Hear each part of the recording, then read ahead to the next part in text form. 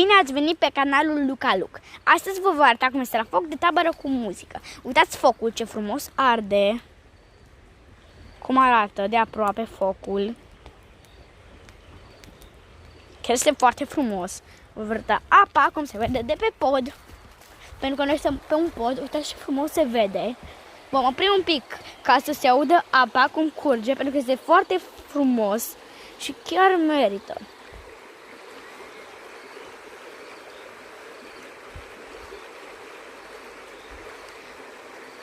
Ați auzit ce frumos se aude? Acum vă voi arăta cum se vede de aproape apa.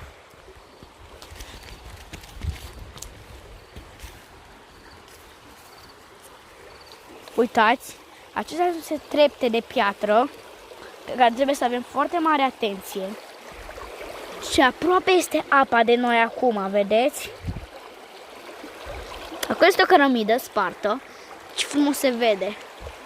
Acolo este podul de pe care v-am spus, de unde v-am arătat prima oară. Uitați ce frumos este. Este și foarte multe verdeață. Chiar este verdeață. Acum vă voi arăta puțin cum este muzica. În timp ce va fi muzica, vom filma și muzica. Să știți, noi cântăm acum pe lemne cântăm. Acum vă voi arăta cum este pe muzică.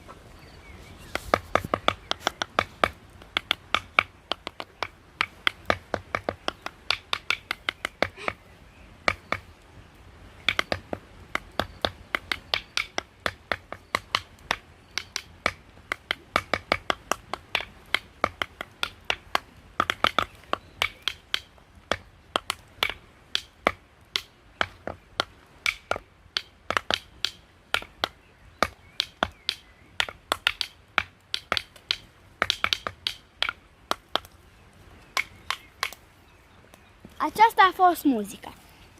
Și episodul de astăzi s-a încheiat. Vă vom aștepta la un nou episod de pe canalul Luca Luc. La revedere!